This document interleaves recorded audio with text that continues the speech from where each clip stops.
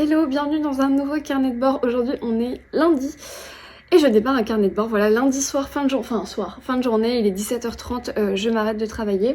Je me suis fait une petite tisane dans mon mug de Noël. Voilà, on est présentement le 25 ou 26 octobre je crois. Mais il est jamais trop tôt pour commencer à boire dans des mugs de Noël, n'est-ce pas?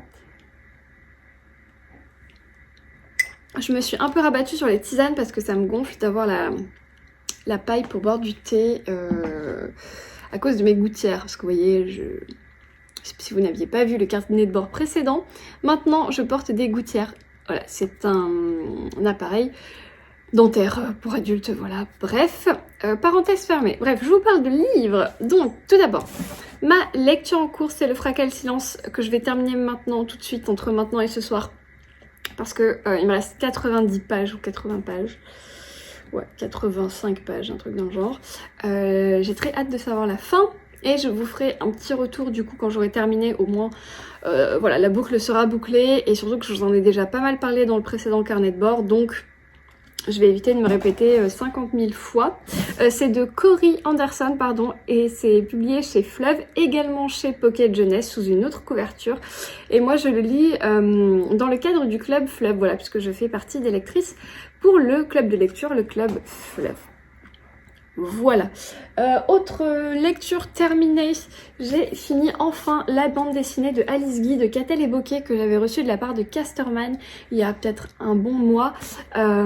C'est une bande dessinée entièrement en noir et blanc qui retrace la vie de Alice Guy. Alice Guy, c'est une femme qui a été la première en fait metteuse en scène française et elle a travaillé notamment pour Gaumont, elle a fait des courts-métrages aussi pour Pathé, elle a fréquenté Charlie Chaplin, elle a créé son propre studio d'enregistrement, enfin c'est une femme qui a beaucoup voyagé, qui était très créative et plutôt admirée dans le milieu, mais vite oubliée. Et c'est un peu dommage parce que moi, j'avais jamais entendu parler de cette femme et pourtant, elle a fait de grandes choses. Elle avait de grandes idées dans le monde du cinéma. Et donc, je suis ravie de l'avoir découverte à travers la bande dessinée de Catel et Bokeh. Alors, Catel et Bokeh, ce sont deux illustrateurs et comment on appelle ça? Et rédacteurs, non? Écrit, ouais. Rédacteur, je ne sais pas, écrivain, qui ont fait déjà plusieurs choses, notamment ces trois-là. Donc Olympe de Gouges, Kiki de Montparnasse et Joséphine Baker. Donc c'est le premier que je lis, hein, celui-ci, Alice Guy. Et je crois que franchement, dans les différents personnages, c'est encore celle qui m'a intéressée le plus. Mais j'ai bien envie de me pencher sur Olympe de Gouges pour une prochaine. En tout cas, c'est un très très bel ouvrage. Alors, ce qui est un peu dommage, c'est que tout est en noir et blanc, mais c'est tellement intéressant et tellement agréable qu'en fait on se pose pas tellement la question sur la couleur et c'est très intéressant. Ce que j'ai beaucoup aimé, c'est que les chapitres sont pas trop longs, ils sont donc chronologiques. On commence à la naissance d'Alice Guy jusqu'à sa mort et on suit vraiment son parcours avec les dates clés. Donc on peut sauter 2-3 années, on peut passer de 1905 à 1910, voilà, on garde que le meilleur en fait. Et donc je trouvais que c'était fort intéressant au niveau historique parce que j'ai appris énormément de choses dans une bande dessinée. Donc l'aspect physique est vachement plus agréable que de lire une biographie par exemple. Mais surtout j'ai trouvé qu'il y en avait juste assez, enfin c'était la bonne mesure d'information sans que ce soit un peu redondant, sans que ce soit trop lourd et en même temps ce soit juste intéressant. Je trouve aussi que c'est assez bien fait parce que les dialogues sont assez fluides, on n'est pas dans un roman biographique, un roman graphique biographique où on a juste envie de caser des informations historiques et qu'on essaye de faire parler des personnages, mais du coup ça rend le dialogue un peu rigide parce que c'est pas naturel. Là je trouve que le travail il est super bien fait parce que les personnages ont des dialogues super naturels et ça rend la lecture hyper fluide. Donc vraiment je suis ravie de cette découverte et je remercie encore Casterman de me l'avoir envoyé il y a déjà quelques temps de ça. J'avais reçu avec des petits goodies en plus, donc c'était super chouette. Donc voilà, ça c'est la bande dessinée que j'ai terminée. Que vous dire d'autre? J'ai reçu un gros paquet. Attendez, je vais le ranger ailleurs parce que hop. un gros paquet qui me vient de chez Fleuve. Donc voilà, je vous parlais du Club Fleuve tout à l'heure. Alors là, je ne crois pas que ce soit le Club Fleuve. Pardon, je zouzote un peu. Mais les copines du Club Fleuve m'ont dit qu'elles avaient reçu des choses aussi. Donc je pense savoir ce que c'est.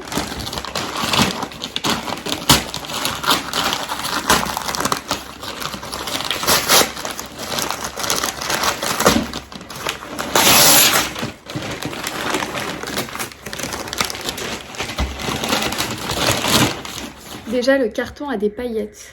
J'en ai partout. Donc, on est sur une grosse boîte. Et là, sans surprise, une belle romance de Noël de Karen Ponte. Vous reprendrez bien un peu de magie pour Noël. Alors, je suis fan des romances de Noël de Karen Ponte, notamment... vous faites quoi pour Noël, on se marie? Non, c'est pas ça. Je m'en rappelle plus. Le tome 1 qu'elle avait sorti... Bon, je ne sais plus, mais je l'avais adoré. Le premier volume, c'était vraiment la romance de Noël américaine d'M6, mais en mode roman, écrit par une Française. Et c'était juste trop bien, je m'étais régalée. Il y avait tellement d'humour, c'était trop cool. Le deuxième, j'avais un peu moins aimé parce que c'était simplement moi qui ai fait une fixette sur un personnage, sur des réflexions sur un personnage. Et du coup, je m'étais un peu fixée là-dessus. Et ça avait un peu dérangé ma lecture, mais l'histoire était super cool. Et voilà, j'ai surtout adoré le premier, donc je vous invite à le lire si vous ne l'avez pas encore fait. Il est disponible chez Pocket. Donc, j'ouvre ce colis. Oula. On a de la fausse neige. On dirait que j'ai peigné Nelson.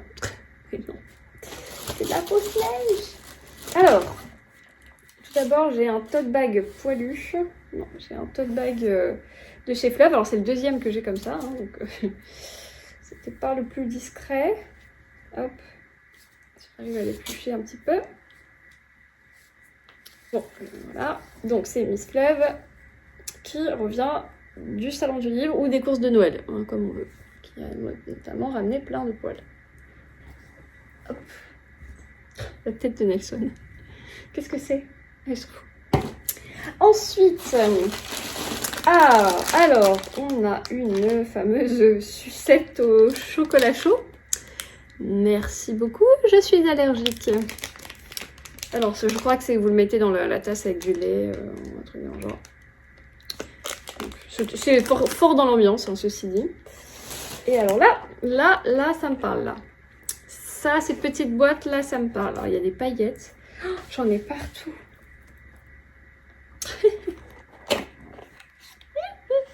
Qu'est-ce donc?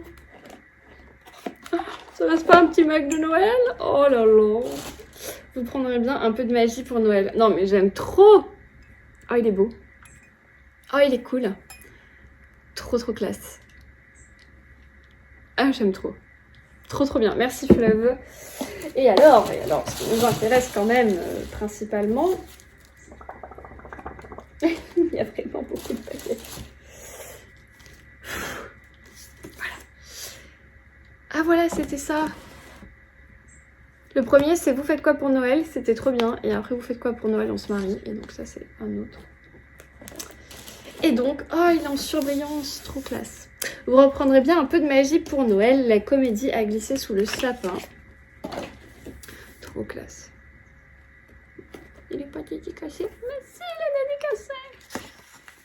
Pour Estelle, quel merveilleux moment que Noël pour un peu de magie des bis Karen. Merci. Merci Karen. Oh là là, mais c'est trop classe. On fait une couverture comme ça à l'intérieur. Et derrière aussi peut-être? Enfin, derrière c'est le livre. Dans les couvertures de Pocket, elles sont pas ouf. Hein. Mais c'était mieux celle de Fleuve. C'était Robert Laffont, non? Bon, je sais plus. Trop cool. Alors, de quoi ça parle? Aïe.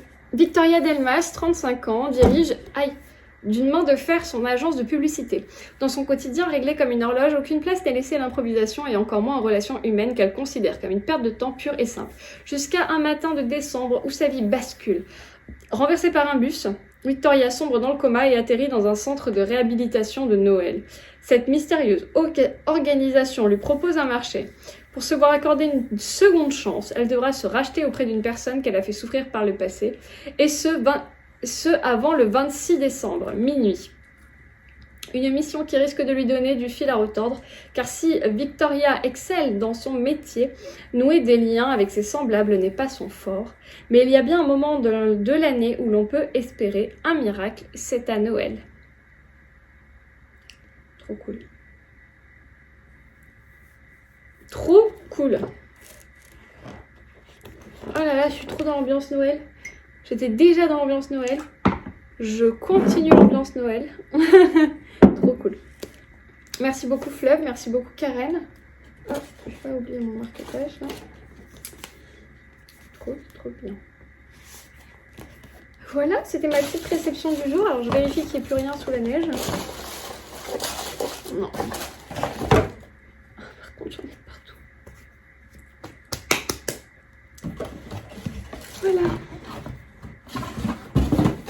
Trop cool. Bon, bah, je vais ranger ça tranquillement. Je vais ranger Miss Fleuve aussi. Je vais essayer de l'éplucher un petit peu. Et voilà. Et là, il est maintenant bientôt 6h, bientôt 18h. Donc, je vais boire ma petite infusion. Lire. Aller me prendre une petite douche. Relire. Faire à dîner. Et encore lire. Et éventuellement me prendre une tisane. Voilà, j'ai la flemme, je suis assise là sur mon canapé. Je vais prendre mon livre et rester tranquillement ici. Ça c'est cool. Je crois qu'on change d'heure bientôt. Je crois que c'est ce week-end, le week-end d'Halloween, où on change l'heure. Et que là, potentiellement, il sera pas 7h30, il sera 16h30. Je sais jamais quand est-ce qu'on avance, qu'on recule. Quand est-ce qu'on dort plus le matin ou pas. Voilà, je ne sais jamais si c'est en hiver ou au printemps. Bref, moi je vous dis à plus.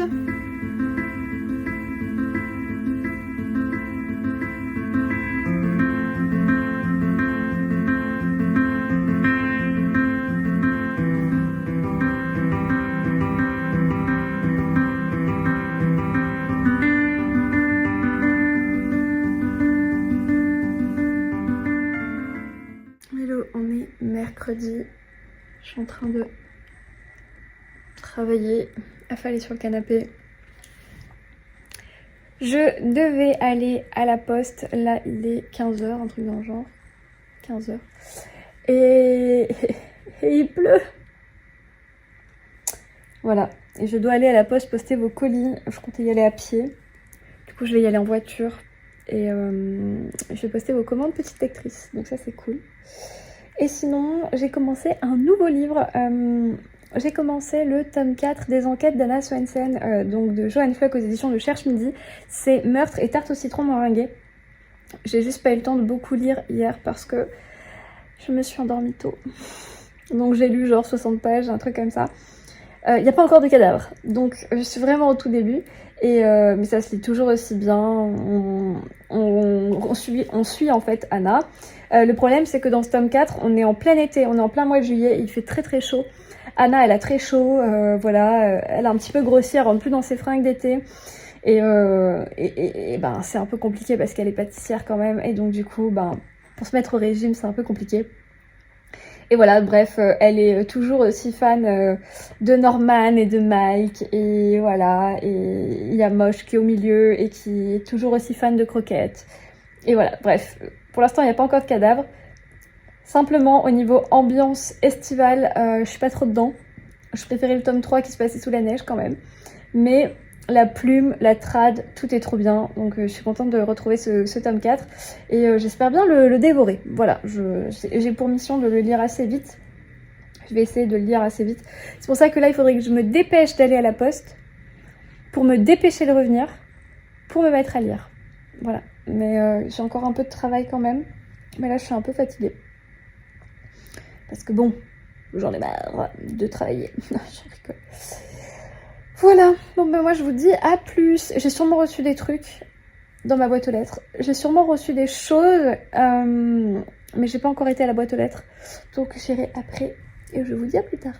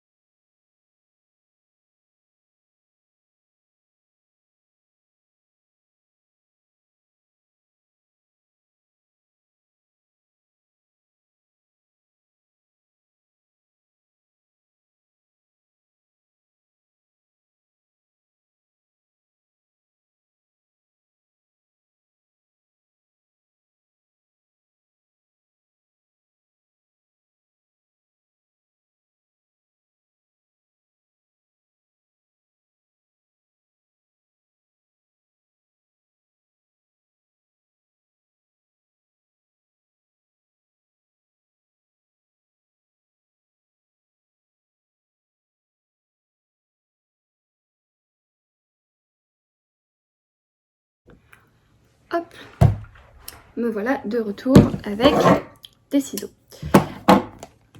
Donc tout d'abord, j'ai reçu un gros paquet de la part de Thaïs. Donc je crois que ça s'appelle TB Illustration, voilà. Donc c'est Thaïs BML, je crois, sur Instagram. Dans tous les cas, vous avez toutes les informations de ces deux créatrices dans ma barre d'infos, pardon, avec au moins le lien de leur Instagram et de leur site si je le peux. Donc, gros colis avec plein de fragiles partout, de stickers fragiles. Je crois que Thaïs, tu as un petit peu exagéré là. Oh là là. Magnifique. Alors, j'ai un petit mot que je vais lire. Oh. Alors, bonjour Estelle, je pense que ça mérite d'être partagé. Comme convenu, voici les 2 marque-pages, puisqu'elle m'avait contacté pour que je reçoive 2 marque-pages qui sont trop beaux, je les ai déjà vus. Je t'ai rajouté le dessin original d'Agatha Christie. Je l'ai dessiné devant un de tes carnets de bord, comme beaucoup de mes dessins d'ailleurs. Il y en a un autre sur ma boutique en ligne, si ça intéresse quelqu'un, ainsi que le dessin de Frida, ou de nombreux autres. Je vous invite vraiment à regarder ce qu'elle fait, c'est magnifique. Je fais également des commandes personnalisées à partir d'une photo. J'espère que ces petits cadeaux te plairont et que les marque-pages t'accompagneront dans tes nombreuses lectures, etc. etc. Thaïs, merci beaucoup, mais je suis contente de faire passer le message ici parce que je vais commencer par ça parce que c'est magnifique. Et waouh, en plus elle m'a mis dans un cadre et tout. C'est superbe. TB Illustration, magnifique. Oh, vous voyez pas. Attendez, je le défais entièrement. C'est magnifique. Ah, il a un petit peu bougé, mais... Waouh.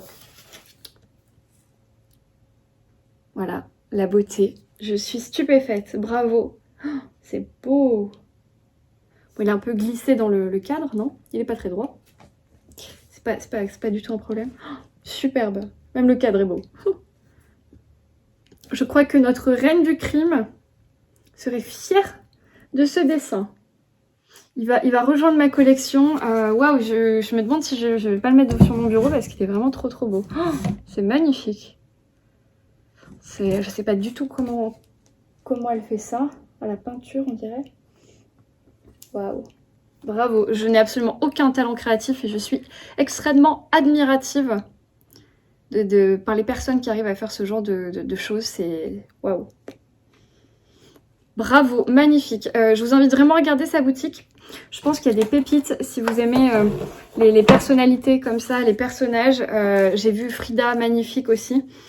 Donc je pense que là, on a le petit marque-page Agatha qui va avec, puisque c'était celui que j'avais repéré, voilà. Hop. Waouh, et celui de Frida, magnifique. Donc celui d'Agatha. En plus, c'est un format poche, il ira parfaitement dans ma collection d'Agatha Christie. Superbe. On peut faire un truc comme ça. J'adore. Magnifique. Et alors là, on a Frida. J'aime beaucoup aussi. En fait, je trouve que le décor est tout aussi beau, voire plus beau que le profil. Non, mais c'est incroyable comme travail. Waouh. Ils sont trop beaux.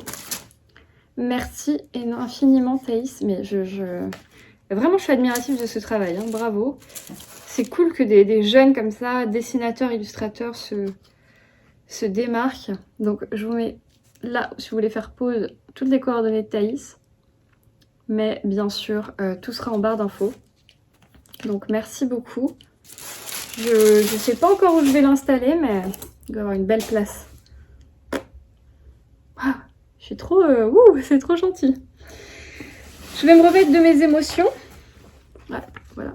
Le petit prospectus, je vais le mettre avec, comme ça. Je vous recopierai toutes les infos. Hop. Donc, du coup, je continue avec les beautés. Alors, pour raconter la petite histoire de ce colis, parce qu'il a aussi une petite histoire. Donc, j'ai reçu un mail un jour de Daphné qui me dit qu'elle est créatrice de bougies. Et on commence à échanger comme ça, parce qu'elle me parle des senteurs de grâce qu'elle utilise, des matériaux bio, etc., etc. Et en fait, on se rend compte que Daphné habite très proche de ma production de Caipus. Donc en fait, c'est une jeune nana de la région et elle fait tout elle-même de A à Z. Sa boutique s'appelle Positive and Green, N comme Nicole, and Green. Et voilà, et ça a matché de suite et je la trouve adorable et elle a une chaîne YouTube. Elle vous montre tout ce processus de création. Elle vous montre son quotidien. Elle parle sans filtre de ses émotions, de ses difficultés parfois quand on a une petite entreprise, de ses projets. Et je la trouve extrêmement touchante, Daphné, et en même temps je trouve que son projet et ses produits ont l'air juste dingues. Là on rentre dans la période Noël et j'avais vraiment envie d'essayer ces bougies pour pouvoir vous en parler d'une part et pour pouvoir en commander à Noël aussi. Donc je vais ouvrir ça. Et on va regarder de suite ce que c'est, mais après avoir vu son travail sur YouTube, sur Instagram, enfin, je suis convaincue de la qualité de ses produits. Mais j'ai quand même très hâte de les voir, puis de les sentir aussi, parce que des bougies... Alors, je sais plus ce que j'ai choisi. Je crois que j'ai pris caramel, beurre salé. Un truc comme ça. Enfin, une senteur d'automne, quoi. Et donc j'aimerais bien rencontrer Daphné aussi en vrai pour pouvoir échanger avec elle, boire un café. Et enfin, je suis super contente parce qu'elle est pas loin et voilà. Donc ça annonce de belles rencontres. Alors déjà, le colis est hyper bien protégé. On a des petits cotillons là. Donc, hop. Je vais essayer de transvaser ça sans en mettre trop partout. Et ça c'est cool, c'est que en plus ça pollue pas parce que c'est du carton. Alors, oh j'ai un petit mot trop mignon. Déjà la présentation quoi. Alors ça manifestement ce n'est pas une bougie, elle fait aussi d'autres choses, elle fait notamment de la papeterie. Donc, je pense que ça en est. Voilà sa carte, Positive and Green. Des bougies naturelles et parfumées. Cire végétale de colza, parfum naturel et français, de grâce. Mèche en bois crépitante, contenant réutilisable et recyclable. Trop cool. Alors donc Daphné qui m'écrit un gentil mot pour me dire qu'elle m'a fait parvenir du coup des bougies naturelles parfumées. J'espère qu'elles te plairont, j'en suis fort sûre. Et alors elle m'a glissé un petit cadeau supplémentaire qui est en fait le bloc-notes qui s'appelle Ma Journée, qu'elle fabrique elle-même d'ailleurs, entièrement. Les dessins, les illustrations sont de Daphné. Et elle a la gentillesse de vous partager un code promo donc qui s'appelle Petite Lectrice tout en majuscule et qui est dans ma barre d'infos. Et waouh, je suis très touchée par cette générosité. Et alors, on va voir ça, Ma Journée. Moi qui adore faire des listes, qui adore les carnets et les papeteries et les trucs. Puis c'est toujours bien emballé et tout. Waouh. Ma Journée. Alors comment elle a fait? Elle colle là, d'accord, c'est génial. Priorité, hop, en dessous il y a affaires et rendez-vous. C'est trop beau, j'ose pas défaire. Et donc c'est un bloc trop classe. Haut, notes, magnifique. Ah, j'aime trop les petites illustrations et tout là, on dirait des petits piléas ou je ne sais quoi. Trop cool. Tu peux cocher et tout. J'aime trop. Et même ça a la forme d'un bullet journal, donc au pire tu peux prendre ta feuille et la coller dans ton bullet si jamais tu veux garder les notes sur ce que tu as fait, ce que tu as bu, et trop bien. Alors c'est du papier A5 100% recyclé de 100 grammes, il y a 30 feuilles. Trop classe. Oh, merci beaucoup Daphné, j'adore. La couleur et tout, trop mon style. Donc vous pouvez trouver aussi sa papeterie hein, sur le site. Alors on a encore des cotillons.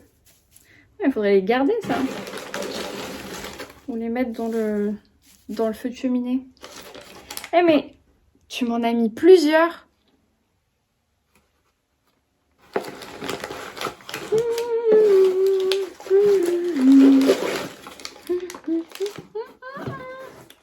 Petite coquine.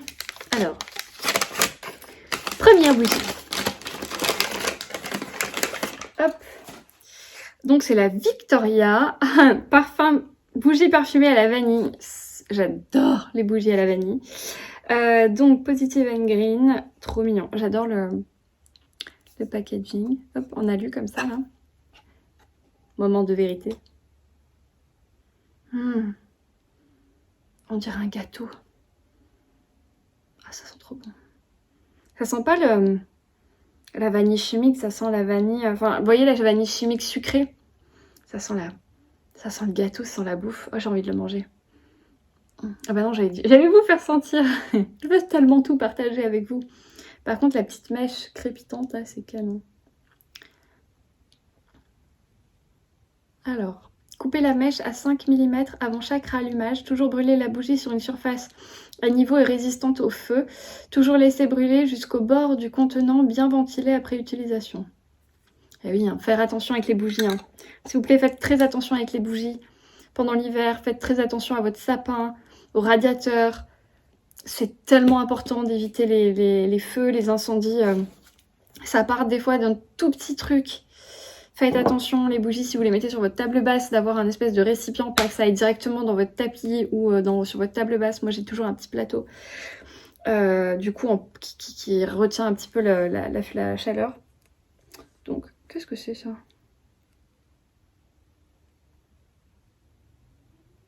Bon, un petit bout de plastique. On a une deuxième petite bougie. Alors, celle-là, elle est argentée. Et elle s'appelle Gabrielle. J'aime trop les petits dessins, là. Bougie parfumée au gui. Oh là là, c'est pour Noël, ça. Oh, ça sent bon. Oh, ça sent trop bon. Qu'est-ce que ça sent, le gui? Je ne saurais pas déterminer l'odeur du gui, mais... Ça sent le savon. Ah, c'est bon. Ça sent trop bon. Toujours pareil, petit packaging comme ça. J'aime trop. Trop classe. Et alors, il y en a une troisième. En tout cas, sachez qu'il y a encore des cotillons, hein, donc c'est vraiment très bien emballé. C'est qu'il y a tout ça encore. Donc, n'hésitez pas à passer commande et à vous envoyer des bougies à l'autre bout de la France, il n'y a pas de problème. Hein, ça va pas se casser. Hop, voilà. Parce que sinon mes chats, ils vont les manger. Alors, tadam! Et c'est la fameuse Cassandre, bougie parfumée au caramel beurre salé. Alors j'ai même pas besoin de l'ouvrir que je sens déjà le caramel beurre salé. Oh, trop classe. Et celle-ci elle est dorée. Donc je crois qu'elle a les 3 couleurs, c'est ça. Hein. De ce que j'ai vu sur son site. Hop. Je pense pas qu'on puisse choisir la couleur du contenant, mais... Oh là là. Oh là là. Alors là c'est bon. Oh, j'ai faim. Putain, qu'elles sont bonnes, ça. Trop... Ah ouais, non, mais les senteurs, elles sont assez dingues. Et là, vous avez des petits dessins caramel. Trop miam. Trop miam. C'est trop joli. Bon, bah, il n'y a plus qu'à allumer. Il n'y a plus qu'à laisser sentir dans la maison. Et... prendre des notes. Et prendre des notes, non, c'est trop classe. Merci beaucoup du coup à Daphné et encore une fois vous avez mon code promo dans ma barre d'infos, mais le plus important c'est aller voir ce qu'elle fait, regarder sa chaîne YouTube, regarder son Instagram, elle partage plein de trucs. Si vous aussi vous êtes auto-entrepreneur ou si vous avez une petite entreprise, si vous débutez dans des projets, c'est hyper encourageant de se regarder les uns les autres et de voir comment chacun on fait, comment on organise notre journée. Et je trouve que voilà, ce qu'elle partage en toute simplicité, c'est super. Et puis ça reflète la qualité de ses produits. Enfin voilà quoi, c'est trop joli. C'est super mignon, c'est efficace. Et voilà, on va allumer. Je vais allumer ce soir, je filmerai, je pense, le fameux crépitement des petits... Comment on appelle ça? Pas des bâtons, non. C'est des... Comment on appelle ça? Des mèches, voilà. Des mèches. Mais voilà, je suis super contente de collaborer du coup avec Daphné. Positive and Green, parce qu'il faut quand même que je vous répète le nom. Positive and Green. En plus, hyper classe, quoi, comme nom de marque. Voilà, je vais m'arrêter là, c'était pas très livresque comme réception, hein. Maison d'édition, je vous attends, vous pouvez m'envoyer des livres, il n'y a pas de problème, voilà. Mais en attendant, je reçois des super cadeaux, enfin des magnifiques illustrations Agatha Christie, oh my god. Des bougies superbes qui sentent tellement bon, qui vont accompagner mes lectures. Voilà, il manque plus que le thé. Vous pouvez m'envoyer du thé aussi, hein, je prends, hein, il n'y a pas de problème. On peut compléter la collection. Hier j'ai reçu une tasse, hier ou avant-hier. J'ai reçu une tasse dans le coffret de Karen Ponte là, de chez Fleuve. Et du coup, je l'ai mise au lave-vaisselle de suite et je vais pouvoir utiliser ma tasse de Noël. Donc voilà, il me manque plus que du thé. Hein, avis aux entreprises de thé, vous pouvez, je peux tester, il n'y a pas de problème. Bref, je plaisante sur ces belles paroles et ces très jolies réceptions. Je vous laisse, je vais aller retourner à ma lecture. Remercier mes expéditeurs et je vous dis à plus.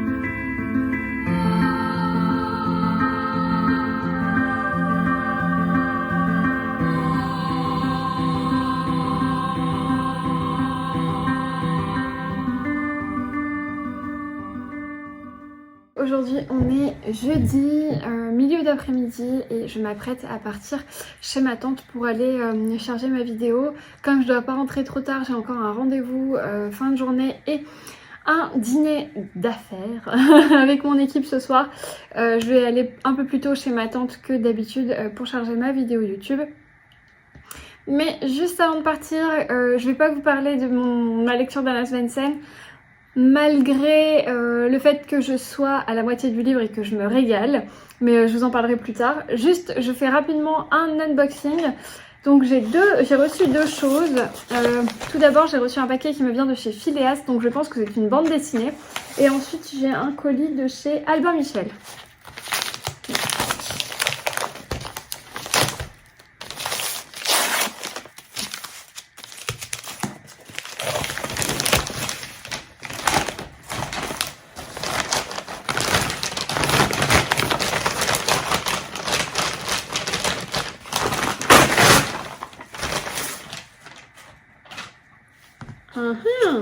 Alors, je n'étais pas au courant, mais c'est à l'air d'être une très belle bande dessinée.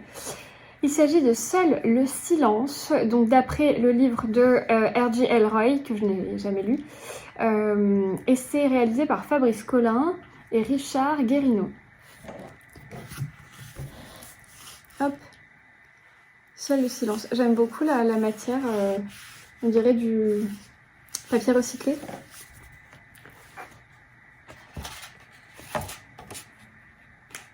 Ah, ça commence bien. Et des esprits. C'est très halloweenesque, dis donc. Sympa l'ambiance. Je vais essayer de vous montrer quelques dessins de ce style. Hop. On dirait qu'il y a un effet sépia sur tous les dessins.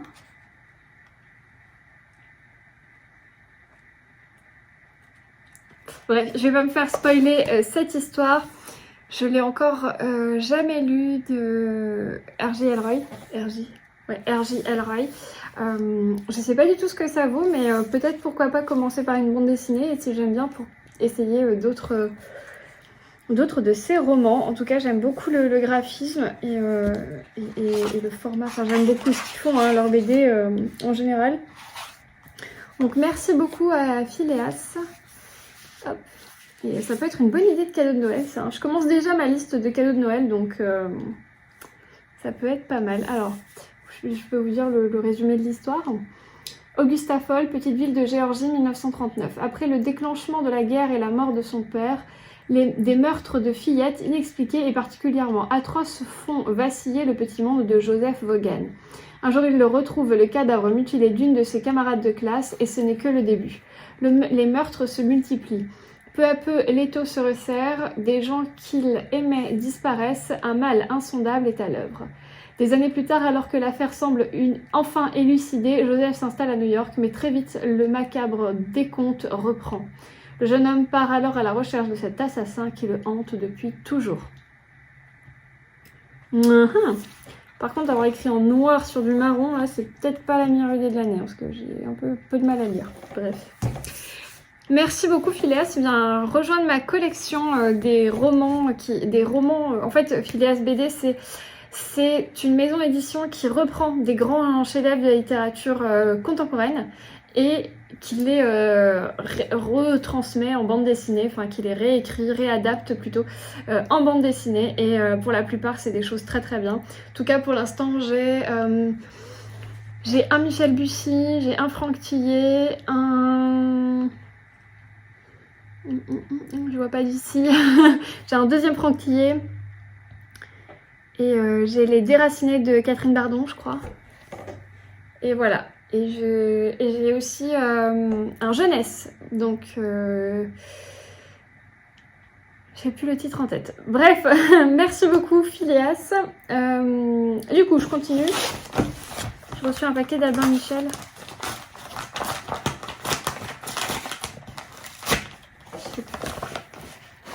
Ah oui, je sais. Le seul et unique livre que j'ai choisi dans tout le catalogue de l'hiver, c'est un Stephen King. J'espère que c'est pas trop hard, j'espère que c'est pas trop gore. Ceux qui l'ont lu en anglais, vous pouvez me dire si c'est pas trop gore pour moi. Il s'agit de Après de Stephen King qui sort aux éditions Albin Michel et je crois qu'il sort en novembre, en décembre. J'ai pas de petit papier là. Non, j'ai jamais de papier avec Albin Michel. Bref, il est trop beau. Je le pensais beaucoup plus long, beaucoup plus épais quoi. Il fait 330 pages. Je sais pas si je lis le résumé. Grandir, c'est parfois affronter les démons qui vous hantent. J'ai peur. Jamie n'est pas un enfant comme les autres. Il a le pouvoir de parler avec les morts. J'ai peur. Mais si ce don extraordinaire n'a pas de prix, il peut lui coûter cher. C'est ce que Jamie va découvrir lorsqu'une inspectrice de police de New York lui demande son aide pour traquer un tueur qui menace de frapper depuis sa tombe. Obsédant et émouvant, le nouveau roman de Stephen King nous parle d'innocence perdue et des combats qu'il faut mener pour résister au mal. J'ai peur que le côté revenant, esprit, etc. ce soit pas ma came. Mais bon, je suis en pleine découverte de Stephen King. Et j'ai commencé à découvrir Stephen King avec son avant-dernier, qui était L'Institut. Et c'était une très bonne surprise. Voilà, c'était mon premier Stephen King. Quand Albin Michel me l'avait envoyé, je crois que c'était à Noël il y a 1 an ou 2 ans. 2019 je pense. Et je l'avais reçu en épreuve non corrigée, je me rappelle, dans un grand coffret de Noël. Et je l'avais pas demandé, c'était juste un coffret de Noël avec une sélection dedans. Voilà, et il est tombé dans mes mains et je l'ai lu, je l'ai vraiment beaucoup aimé et c'était pas horrifique et voilà, je l'avais adoré. Du coup, par la suite, vous le savez, j'ai lu 22-11-63 sur les conseils de Florence, Florence Books, pardon. Effectivement, elle l'avait plus ou moins, elle me l'avait conseillé parce que c'était pas horrifique et j'ai beaucoup aimé. Je l'ai lu là au printemps. Et du coup, quand j'ai vu celui-ci passer, je me suis dit go, on continue à découvrir King. Alors c'est sûr que je suis pas encore prête à lire ça, à lire Cimetière, à lire d'autres horrifiques et un peu flippants. Quand je vois la sélection d'Amélie pour... quand je vois qu'Amélie a fait une vidéo pour sa sélection de livres et de films de Halloween, je vous invite à regarder si vous aimez bien l'ambiance halloweenesque. Moi je déteste cette fête sur tous les points, à part les bonbons, voilà, donc ça réduit pas mal de choses. Mais c'était très intéressant de l'écouter, sa sélection était particulièrement intéressante. Et quand elle a commencé à parler de Shining, je crois, et aussi d'un autre où il y a un chien, là je me suis dit non, c'est pas pour moi. Elle a parlé de Cimetière aussi, c'est pas pour moi non plus. Voilà, donc je tenterai peut-être celui-ci après. Je vais peut-être pas me précipiter dessus, je pense que je vais attendre l'avis de certaines copines avant de vraiment me lancer. Mais voilà, je suis contente et je pensais qu'il était beaucoup plus long que ça. Je sais pas, peut-être parce que j'ai encore à l'esprit 22-11-63 qui fait 1050 pages. Voilà, mais en tout cas, j'aimerais bien lire de Stephen King Misery parce que, alors je sais que c'est un thriller hyper psycho, hyper angoissant. Mais j'aime bien le sujet. En fait, j'aime bien le fait que ça soit une fan qui enferme son auteur préféré et qui, plus ou moins le torture, mais surtout moralement et physiquement, enfin, surtout moralement et physiquement, pour avoir la suite de son livre, quoi. Et c'est complètement barjot. Donc du coup, voilà, j'ai très envie de lire cette histoire parce que l'histoire, le scénario, voilà, le scénario m'interpelle. Mais après les autres, je sais pas encore. On m'a parlé de Monsieur Mercedes aussi, qui pourrait potentiellement me plaire et pas être trop difficile. Mais peut-être que maintenant, du coup, comme c'est celui-ci que j'ai en ma possession, je dirais peut-être celui-là. En espérant qu'il soit pas trop difficile. Voilà. De bonnes réceptions aujourd'hui. Ça change de mes réceptions d'hier où j'ai reçu que des cadeaux qui n'avaient rien à voir avec les livres. En tout cas, voilà. Je vais vous laisser. Je vais partir chez ma tante. Charger ma vidéo. J'ai un peu de travail, mais j'ai aussi pris mon livre avec moi, même si ma tante l'a elle-même dans sa bibliothèque, donc j'étais pas obligée. Mais du coup, je vais essayer de lire un peu, et voilà. Et après, ma journée n'est pas terminée, donc j'aurais voulu vraiment finir mon livre aujourd'hui pour en commencer un autre, mais je sais pas si j'aurai le temps. sachant qu'il me reste 200 pages quand même. Mais bon, c'est 200 pages d'Anna Svensson, ça se lit super vite. Hier, j'en ai lu 160 en 2 heures, je crois, ou 2 heures et demie. Donc clairement, c'est hyper rapide parce que je suis pas une lectrice très rapide. Mais voilà, bref, j'arrête de divaguer. Je vous laisse et je vous dis à plus tard. Ça charge. Je viens d'arriver chez ma tante, du coup ça y est, la vidéo est en charge. Ça a l'air d'aller assez vite, je crois que je vais rester ici une 50aine de minutes. Du coup, je vais reprendre ma lecture de Meurtre et tarte au citron meringuée de Johann Fleck. J'en suis là. Et j'ai trop hâte d'avancer, de savoir la fin, oui, mais d'avancer déjà dans l'histoire. On a quand même déjà un cadavre, hein, c'est bon, on l'a, le lieu et tout. C'est toujours un petit peu bizarre parce que il fait extrêmement chaud, tout le monde cherche la clim, c'est la canicule. Donc niveau ambiance, je suis pas à 100%. Néanmoins, je l'aime bien, voilà, je me régale, c'est vraiment une vraie douceur que les enquêtes d'Anna Svensson. Et voilà, donc je vais vous laisser et je vais avancer ma lecture. Hello, on est samedi matin. Je viens de petit-déj, j'en profite pour boire un thé sans paille puisque j'ai pas mes gouttières. J'espère que ça va. Nous, ici, on annonce une tempête pour le week-end. Il fait pas encore trop moche, mais on va quand même être vigilant. Aujourd'hui, on avait prévu, bon, on va y aller quand même, on va faire très attention. On a prévu d'aller à Ikea. Donc, je sais pas encore ce que je vais acheter. Forcément, je ne vais pas revenir les mains vides, sachant que nous, on est assez loin de Ikea, donc il faut on a à peu près 1h30 de route. Alors, on y va pour des achats pour le travail à la base, donc, pour le travail, pour nos bureaux, pour nos locaux. Je vais poser mon mug. Donc voilà, on n'y va pas pour rien, mais je vais en profiter pour acheter des petites choses pour ma maison et etc. Enfin voilà, vous connaissez la chanson. Donc ça va être plutôt cool, sauf que je pense que je vais pas beaucoup lire parce que aussi ce soir on a un dîner. Et là il est déjà 9h, même si je me suis levée à 7h. J'ai un petit peu lu ce matin, mais du coup je suis pas sûre d'avoir beaucoup le temps de lire davantage dans la journée, peut-être en fin de journée avant d'aller dîner, je sais pas trop. En fait tout va dépendre un petit peu du temps qu'on est à Ikea. Je suis sûre et certaine que mon conjoint va vouloir monter les trucs qu'on va acheter. Si par exemple on doit acheter un meuble, que ce soit ici ou pour le bureau, il peut pas attendre, donc il va vouloir le monter de suite. On a un peu de tout ça. Je vais prendre mon livre avec moi si jamais on doit rester au bureau et qu'il a envie de monter un meuble et que moi j'ai pas envie de monter un meuble parce que c'est pas franchement... je suis pas très dégourdie de mes mains, voilà, c'est pas non plus ma passion. Donc je le laisserai faire, je l'encouragerai moralement et moi je lirai mon livre, ça sera beaucoup plus mon truc. Voilà, en attendant du coup, je vais poser la caméra et je vous fais un petit retour sur mes lectures parce que du coup je pense que je vous en ai pas tellement parlé. J'ai allumé le plafonnier parce que sinon je pense que vous ne verrez rien et je suis désolée pour la piètre qualité de ce passage, mais il fait vraiment un temps pourri. Voilà, donc I'm sorry. Bref, du coup au niveau des lectures, attendez.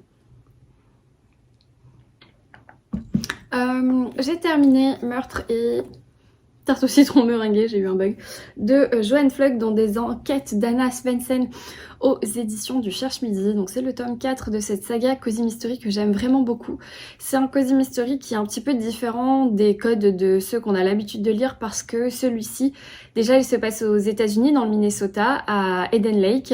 C'est une espèce de petite bourgade à la Wisteria Lane où il y a un lac, comme son nom l'indique, et là toute la petite ville se situe autour de ce lac et voilà, bref, il se passe plein d'aventures et plein de choses, tout le monde se connaît, c'est que des petits commerçants et des ragots et des cancans et autres, et en fait dans chaque tome on va suivre Anna Svensson qui est une pâtissière. Elle a sa propre boutique de cookies, de pâtisserie qui s'appelle le Cookie Jar.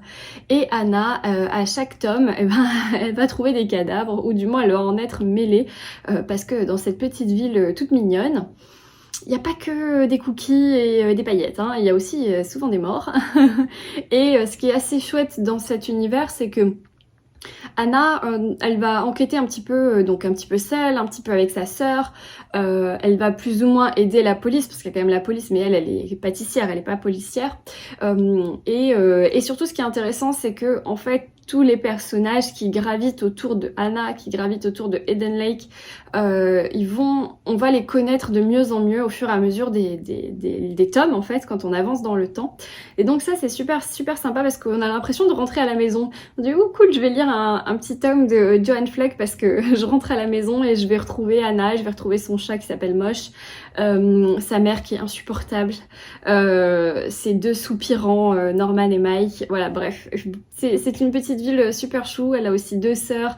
Et là, dans ce tome-là, la deuxième sœur va faire son apparition pour la première fois. Et donc, elles vont être un petit peu un trio assez rigolo d'enquêtrices. C'est tout mignon, c'est choupinou binou, franchement c'est choupinou, oui il y a quand même un mort hein, donc c'est pas non plus super chou, néanmoins en fait la manière dont c'est abordé, la manière dont l'enquête est menée, c'est juste très gentil, il y a beaucoup de dialogue, on est sur une lecture qui est plutôt dynamique, même si les chapitres sont pas super courts, on les voit pas passer parce que c'est très fluide, la traduction est au top du top, donc bravo Cherche Midi pour ça, parce que moi je trouve que à part les recettes où tu comprends rien parce que c'est des mesures à l'américaine mais un peu bizarres, enfin des termes, alors à la fin il y a un glossaire hein, pour comprendre les recettes, mais à part les recettes où je comprends pas grand chose, les textes sont super bien traduits et du coup quand moi je suis pas une lectrice rapide, mais pourtant quand je lis un Joanne Fleck je vais super vite. En 1 heure je peux lire 150 pages alors que d'habitude j'en lis 60 quoi. Je suis pas une lectrice rapide, mais là ça se dévore et en fait le côté addictif, les rebondissements, parce qu'il y a plein de rebondissements, on est quand même dans une enquête donc on a ce rythme un peu du polar où on va trouver des indices, où on va faire une découverte, où il va y avoir une révélation qui va nous faire avaler les pages. Je vous parle pas beaucoup de cette histoire parce que si vous avez pas lu les précédents, c'est un petit peu dommage de vous spoiler parce que quand même, dans les Cozy Mystery, vous avez une part de l'enquête qui est voilà de A à Z. Tu commences le livre, l'enquête commence, tu termines le livre, tu connais le méchant. Ok. Néanmoins, en fait, il y a une grosse part dans les Cozy Mystery du côté vie privée des personnages, que ce soit les personnages qui enquêtent ou les personnages qui vont graviter autour. Et en fait, c'est un petit peu dommage de débarquer dans un tome comme ça sans les connaître auparavant. Donc, je voudrais pas vous révéler beaucoup de choses. Tout simplement, ce livre se passe au mois de juillet et c'est la canicule et niveau ambiance, j'étais pas tellement dedans. Mais en gros, on prépare la fête du 4 juillet. Donc toute la ville est un petit peu en effervescence. Anna, elle a beaucoup de travail parce qu'elle doit préparer plein de cookies, plein de muffins et de je sais pas quoi pour le 4 juillet, pour la fameuse fête nationale.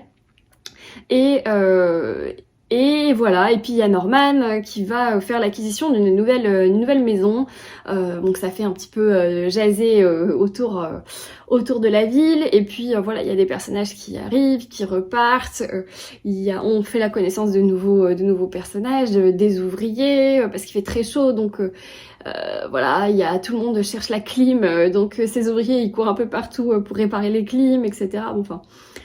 Voilà, c'est une effervescence un peu caniculaire, on est en plein mois de juillet et Anna, ainsi que d'autres personnages, vont découvrir un cadavre. Voilà, et ensuite on va enquêter et ce qui est voilà, le seul truc qui est en plus dans ce tome et qui est plutôt sympa, c'est que on va faire la connaissance de Michelle, qui est la plus jeune sœur d'Anna, puisque Anna a 2 sœurs. Elle a une première sœur qui s'appelle Andrea, qui dans les enquêtes précédentes va l'aider à enquêter, et là sa 3e sœur qui est normalement à l'université, qui a à peine 18 ans, elle revient pour l'été et du coup elle va faire partie de ce trio un petit peu marrant. Et voilà, bref, je me suis régalée, hein, vous l'aurez compris, puisque ça fait 5 minutes que je vous parle d'un Cozy Mystery dont je ne peux pas vous révéler l'histoire, donc voilà, bref. J'ai beaucoup aimé, ça se lit super bien, super vite, c'est un de mes Cozy Mystery préférés, il fait partie de mon top 3. Encore. Voilà, il y en a plein d'autres que j'ai pas encore découvert, mais je pense que mon top 3 reste toujours le même pour l'instant, c'est-à-dire... Les détectives du Yorkshire, les dames de Marlowe et les enquêtes d'Anna Svensson. Pour le moment. Ensuite, donc hier j'ai terminé ça. Attendez, je fais une pause. Voilà, c'est peut-être un peu mieux. Du coup, après le roman de Joanne Fleck, j'ai commencé une nouvelle lecture qui est La Dame de l'Orient Express de Lindsay Ashford, que là, moi, j'ai en édition Archipel, mais ça a été réédité chez... je ne sais plus, avec une couverture bleue qui est plutôt jolie aussi, mais je crois que je préfère quand même ce grand format. Ma tante me l'avait offert à sa sortie parce que, comme vous le savez ou pas, je suis plutôt une amatrice du genre Agatha Christie. J'aime beaucoup cette autrice, si vous l'aviez pas compris dans ce carnet de bord, puisque j'ai reçu une affiche de Thaïs d'ailleurs et un superbe marque-page. Donc du coup, bref... j'ai commencé La Dame de l'Orient Express, c'est une lecture commune qu'avait organisée Mag, du compte Instagram et YouTube Triple L de Mag, que je vous invite à regarder d'ailleurs. Du coup, elle l'avait organisé et c'était l'occasion pour moi de le sortir de ma palle parce que ça fait, je pense, au moins 1 an ou 2 que je l'ai, hein. Au moins 1 an. Je sais pas quand est-ce qu'il est sorti. Il est sorti en 2020, donc voilà, ça doit faire une bonne année que je l'ai. Dans cette histoire, en fait, on va suivre Agatha Christie, qui, comme dans la vraie histoire, va prendre l'Orient Express pour aller à Bagdad. C'était pas prévu au programme. Agatha, elle avait prévu d'aller plutôt aux États-Unis. Voilà, c'était pas du tout ça qu'elle avait prévu. Puis finalement, dans un dîner, quelques jours avant de partir, elle va entendre quelqu'un parler de Bagdad, de Ur, etc., des fouilles archéologiques et du Moyen-Orient, voilà, de tout ça. Et ça l'attire énormément. Et elle sort d'un divorce, un divorce très difficile, puisque là, on est en 1928. Agatha a d'abord disparu en décembre 1926. J'allais dire comme vous le savez, mais peut-être pas. Mais Agatha, dans la réalité, enfin dans son... vraiment, elle a vraiment disparu pendant 11 jours, en décembre 1926, suite à la sortie de son roman Le meurtre de Roger Ackroyd, et après avoir perdu sa maman, et puis ensuite après, son mari, lui, a annoncé qu'il avait une maîtresse et qu'il souhaitait quitter Agatha Christie et divorcer. Sauf que celle-ci n'a pas accepté le divorce, et il s'en est suivi, en fait, des longues soirées terriblement seules, etc. Puisque son mari n'était pas du tout content qu'elle n'accepte pas le divorce. Et Agatha disparaît. Elle est retrouvée au bout de 11 jours, je vous passe rapidement l'épisode. Bref, c'est une soi-disant un peu dépression où elle aurait eu un choc puisqu'elle quand même, sa voiture a percuté un arbre, donc elle aurait eu un choc amnésique. Elle ne se rappelle pas de ce qui s'est passé, etc., etc. Bref, ça c'est en 1926. Finalement, elle finit par divorcer d'Archibald, de Christie. Et elle essaye petit à petit de se reconstruire, elle se plonge dans l'écriture de ses romans, elle devient non pas une écrivaine amatrice mais une véritable autrice reconnue en Angleterre. Et voilà, elle cherche aussi à reconstruire sa vie, elle est jeune, elle a 36 ans je crois à l'époque. Et donc en 1928, elle finit par partir, elle a besoin de partir quelques mois. Alors elle a le cœur brisé de laisser sa fille Rosalinde, mais elle a vraiment besoin de se reconstruire en tant que femme et de s'éloigner un peu de tout ça. Donc elle part. Et elle se retrouve dans l'Orient Express. Ce roman commence à ce moment-là où elle part pour aller à Bagdad et puis après elle sait pas trop, elle va se laisser vivre et elle a rien prévu vraiment à part visiter, elle a rien prévu. Et dans cet Orient Express, elle va faire la connaissance de Catherine qui va être en fait sa compagne de couchette. Et Catherine, elle va lui raconter des histoires, des 1001 nuits, voilà, puisque Catherine, elle travaille dans les fouilles archéologiques de Our, et du coup, voilà, elle va lui vraiment la faire rêver, et Agatha va commencer à pas se lier d'amitié, mais un petit peu avec cette femme, parce qu'elles ont quand même 5 jours de traversée dans le train pour arriver à Bagdad. Dans le train et le bateau, etc., etc. Et voilà. Et sauf que dans ce train, elles vont faire aussi la rencontre de Nancy. Alors Nancy qui se fait passer pour Anne Nelson, mais qui s'appelle en vrai Nancy Niels. Et donc ça, tout ça c'est romancé. Hein. Catherine, elle est pas dans la vraie vie. Voilà, Nancy, elle est vraiment dans la vraie vie. Et là, elle est présentée sous une jeune femme un peu éplorée, etc., qui fuit un mari violent et qui veut aller rejoindre sa cousine à Bagdad pour échapper à cet homme. Sauf que on comprend que Nancy, elle a un amant. Voilà. je ferme la parenthèse. La réalité du roman vraiment s'arrête à partir du moment où Agatha Christie prend un train pour le Moyen-Orient.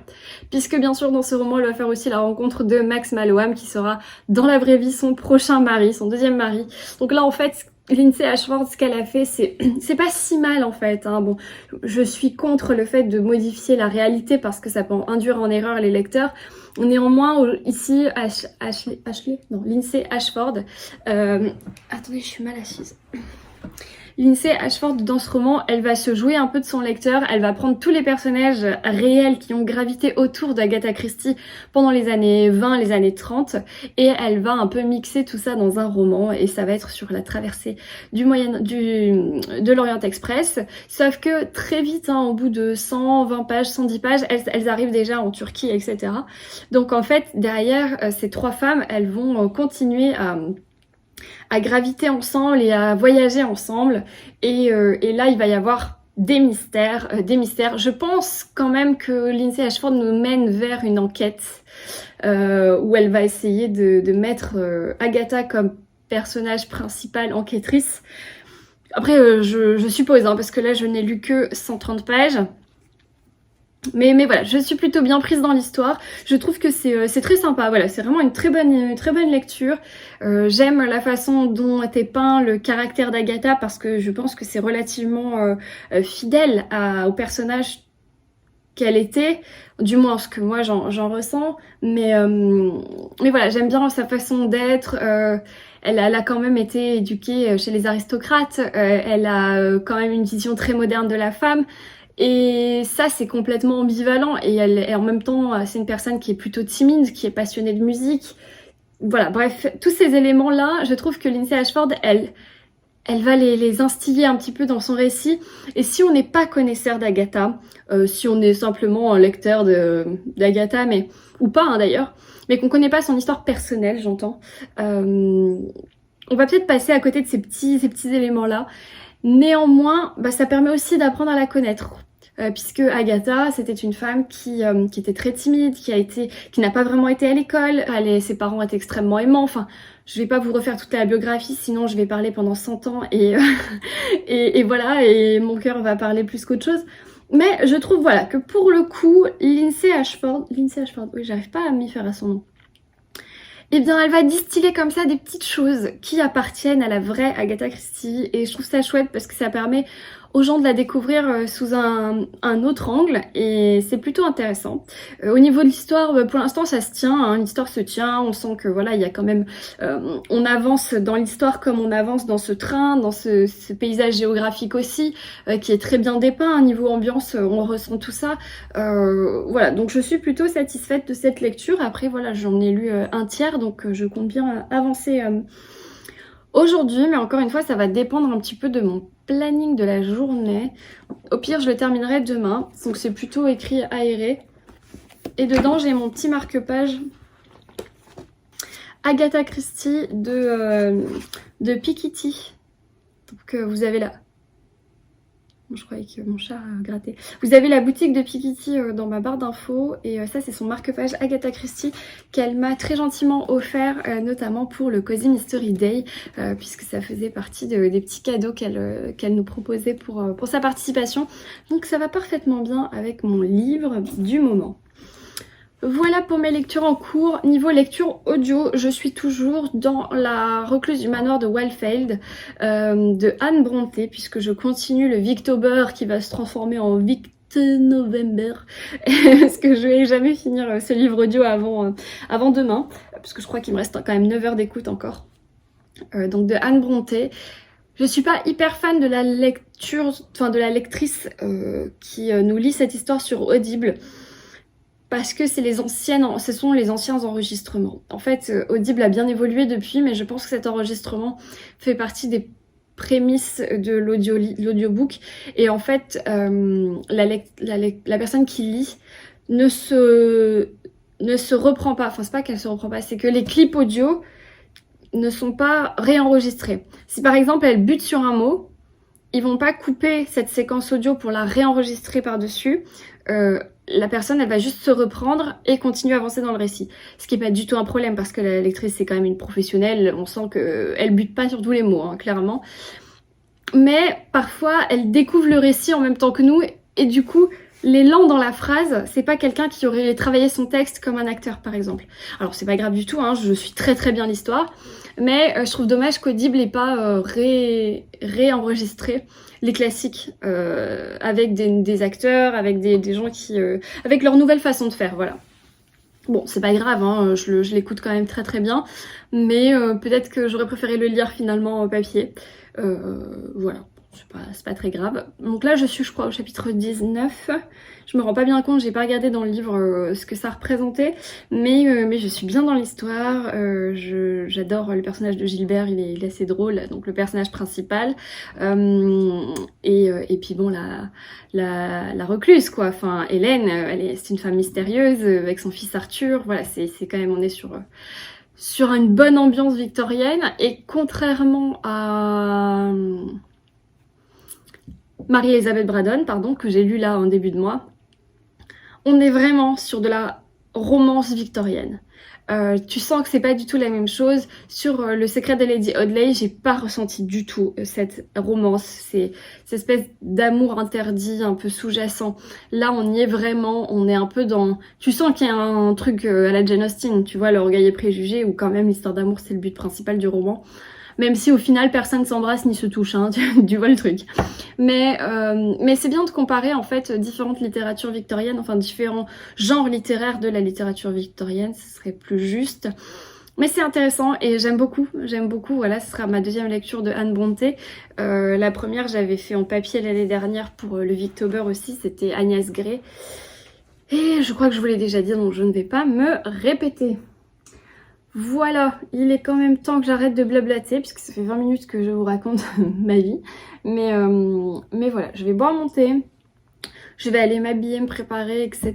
Et puis ensuite je vais rentrer mon chat parce que je vois que Nelson est encore dehors alors qu'il pleut. Et ensuite, eh bien, ça sera Ikea. Présentement en train de faire le plein dans le berlingot pour aller à Ikea. Voilà, il fait un temps pourri, donc bon, c'est pas bien grave parce qu'à Ikea, au moins on est enfermé à l'intérieur.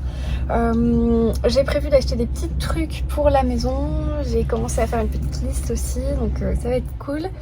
Et normalement on devrait manger là-bas parce que là il est déjà 11h et on a au moins 1 heure de route, donc je sais pas, on verra bien. J'essaie de vous filmer quelques plans et surtout je vous ferai un bilan de ce que j'ai acheté, c'est quand même ça le plus intéressant.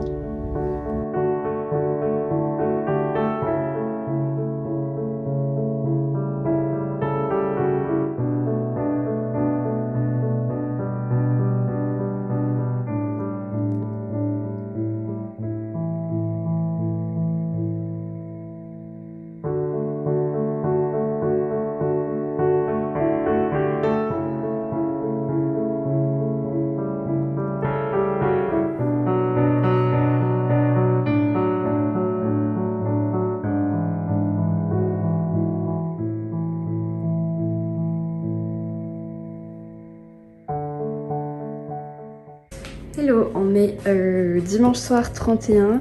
Du coup, j'ai préparé des petits gobelets pour les enfants avec différentes sortes de bonbons. Voilà, j'avais un petit peu oublié que c'était aujourd'hui Halloween, du coup je me suis un peu précipitée au magasin, mais il n'y avait pas grand chose. J'ai aucune idée de la façon dont on prépare ça, mais j'ai trouvé ça rigolo. Donc voilà, si jamais les enfants sonnent au portail, je m'empresserai de les mettre dans mon cabas orange de chez Fleuve, des petits gobelets de bonbons. Et si aucun enfant sonne à ma porte, eh bien je mangerai un gobelet par jour jusqu'à la fin. Non, je rigole, mais voilà, je suis prête, c'est bon, vous pouvez sonner chez moi.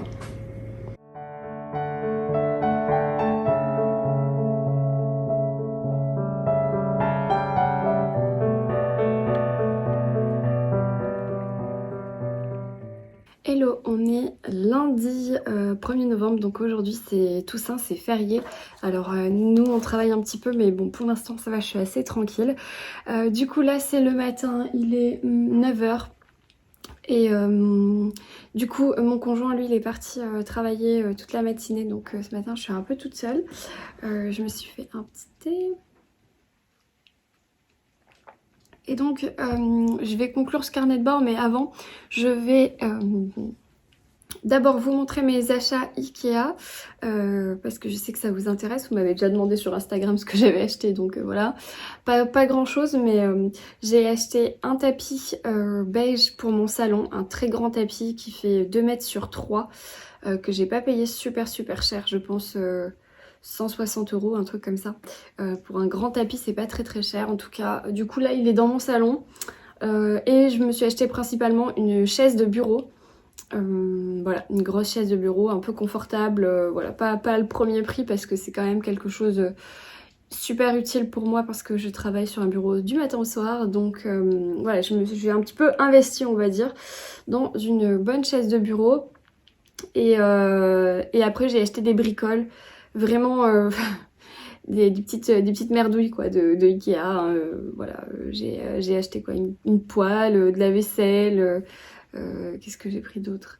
Des petits cadres photos pour mettre mes cartes de Adelcha dessus. Enfin voilà, des petites choses. Donc principalement voilà, j'ai fait 2 gros achats, c'est le tapis et ma chaise de bureau. Donc je vais vous les montrer. Et ensuite je vous parlerai de mes lectures, enfin de ma lecture terminée et ma nouvelle lecture. En gros, voilà mon nouveau tapis. Donc il est assez grand. Puisque là il fait 3 mètres de long, il va jusque derrière sous le canapé et 2 mètres là en large. Voilà, et je me suis commandé des petites des petites 3 T de coussins en fait carrés là, comme ça, des 40 par 40 chez H&M Home. Voilà, et donc je devrais les recevoir bientôt pour l'hiver, enlever un peu le rose gris et passer au vert beige que j'aime bien à Noël, voilà. Donc principalement un grand tapis comme ça dans les tons beige. Avant j'en avais un gris, du coup le gris est passé dans ma chambre et celui de ma chambre est passé dans mon bureau. Donc voilà, le tapis gris qui était dans mon salon est passé ici dans ma chambre. Kay Nelson est en train de le tester manifestement. Ça va, il est bien? Voilà.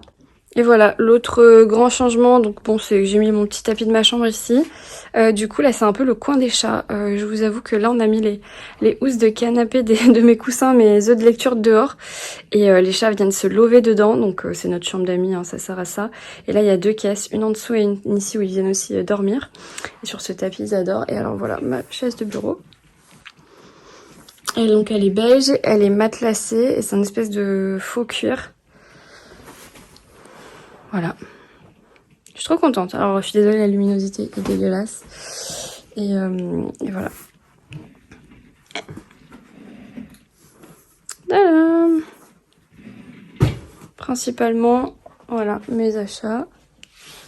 Donc ça, c'est un peu la pièce bazar, mais je l'aime bien. Voilà, moi, il y a mes affaires de sport. Mon petit bureau nouveau, puisqu'il est relativement nouveau, puisque je l'ai reçu en août. Et j'en suis très contente. Ma chaise, et voilà. Et là, le petit coin chat. Donc vous avez vu mes petits aménagements Ikea, donc rien de bien fou. Oups. Rien de bien fou pour cette fois. J'ai pas trop craqué, mais j'avoue que il n'y avait pas encore vraiment les décors de Noël et les trucs de Noël, sinon je pense que j'aurais craqué. Après j'avais pas d'achat à part la chaise de bureau où j'étais sûre, voilà, j'allais à Ikea pour ça, enfin on y allait surtout pour acheter des choses pour notre bureau, mais notre bureau pro, notre local on va dire. Moi j'avais prévu de m'acheter une chaise de bureau, le reste c'était que du surplus, donc voilà, je suis assez contente. Ah, j'ai fait un gâteau. J'ai fait un banana bread, c'est cuit. Bref, voilà, on n'avait pas de gros achats à faire. J'ai repéré un très beau canapé 6 places aussi pour changer cela parce que ça c'est de la récup de notre famille. Vous voyez, on a mis des plaids et tout dessus, bon, pour protéger aussi parce qu'avec les chats on garde pas vraiment bien les canapés beaux et propres. C'est un peu comme des enfants, hein, les chats. Mais bon, bref. Donc moi, j'ai repéré un beau canapé. J'aimerais bien investir l'année prochaine dans un bon canapé. Enfin, bon, je sais pas, mais beau en tout cas, oui. C'était super classe. Mais bon, bref. je ferme cette parenthèse Ikea. Du coup, hier, j'ai réussi à terminer La Dame de l'Orient Express de Lindsay Ashford. Et du coup, ça sera ma dernière lecture du mois d'octobre. J'aurai lu 9 livres. Je suis assez contente parce que quand même, c'est que des gros livres en fait. Enfin, gros livres. Je m'entends, mais enfin voilà, bref, je suis assez contente. Donc ça aura été ma dernière lecture du mois d'octobre. Je vous en ai déjà pas mal parlé de cette histoire, de comment je le ressentais par rapport à Agatha Christie. Finalement, au bout de 100 pages, elle est plus dans l'Orient Express, elle arrive au Moyen-Orient. Et en fait, il n'y a pas d'enquête comme je le pensais au sens propre, c'est-à-dire qu'il ne va pas y avoir une victime avec un méchant et Agatha qui se retrouve au milieu et qui va enquêter, tel un de ses personnages. Non, là en fait on va suivre Agatha dans sa découverte du Moyen-Orient, de Bagdad, de Our, dans sa rencontre avec Max Malloam. Alors tout ça c'est romancé, hein. Même si elle s'est vraiment mariée avec Max par la suite, c'est pas comme ça qu'elle l'a rencontré, c'est pas dans ces conditions-là, tout ça est romancé et l'autrice le dit d'ailleurs à la fin en note de l'auteur. Donc, mais c'est super mignon parce que on ressent vraiment l'ambiance moyen-orientale. Je trouve que par contre ça c'était extrêmement bien fait parce que moi j'ai eu la chance de voyager un peu au Moyen-Orient, j'ai fait l'Égypte notamment. J'ai vu les sites archéologiques, j'ai fait la vallée des rois, la vallée des reines, enfin Khéops, Képhren, Mykérinos et je vous passe le reste. Et j'avais vraiment l'impression de me retrouver en Égypte. Il y a des... Déjà, elle utilise des termes arabes pour désigner par exemple des choses comme la nourriture ou autre. Et elle recrée vraiment cette ambiance orientale que je trouve fabuleuse. Et en tout cas, je trouve qu'aussi on le retrouve un peu dans les livres d'Agatha quand elle écrit par exemple Mort sur le Nil ou... Enfin voilà, des choses comme ça, on le ressent un petit peu. Bref, donc du coup, je trouve que c'était une très belle lecture, vraiment une bonne réussite. C'est pas un coup de cœur, mais c'est très proche parce que je trouve que c'est un sans faute. Voilà. On va suivre une histoire d'amitié, une amitié entre 3 femmes complètement différentes, avec 3 profils complètement différents. Agatha est notre sujet principal et elle est hyper bien dépeinte dans ce livre parce que je trouve qu'elle est très fidèle au personnage que l'on connaît. De par sa biographie, de par ses mémoires, etc. Et je trouve que là, Lindsay Ashford, elle a fait un truc super chouette.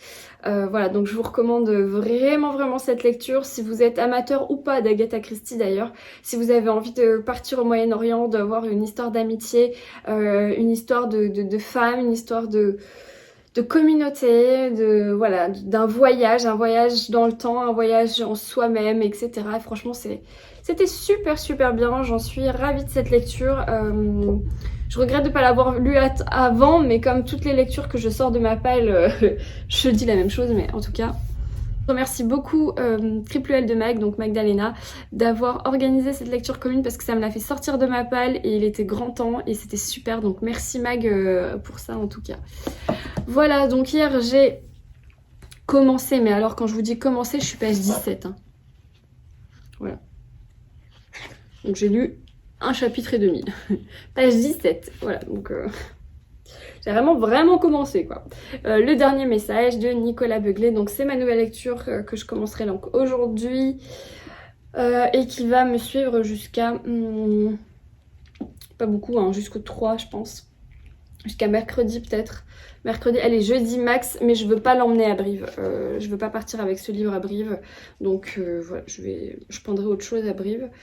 J'ai prévu de prendre un Agatha Christie d'ailleurs. Et d'ailleurs, je pense que ce sera ma 100e lecture de l'année. Et ça sera le Agatha Christie. Voilà, donc je peux pas vous en dire plus, hein, faudra attendre le prochain carnet de bord pour connaître le résumé et mon avis sur le dernier message de Nicolas Beuglet chez XO. Sachez qu'il est sorti chez Pocket cette année, puisque le tome 2 qui s'appelle Le passager sans visage... J'espère que je dis pas de bêtises là. Oui, il est sorti chez Pocket. Le passager sans visage, qui est la suite, vient de paraître chez XO, donc voilà, j'ai hâte. Ce sera tout pour cette vidéo. Je sais pas du tout si elle est courte ou si elle est longue. Je pense qu'elle est assez courte. J'ai pas beaucoup filmé cette semaine et pourtant je suis restée beaucoup à la maison, mais j'ai pas beaucoup lu.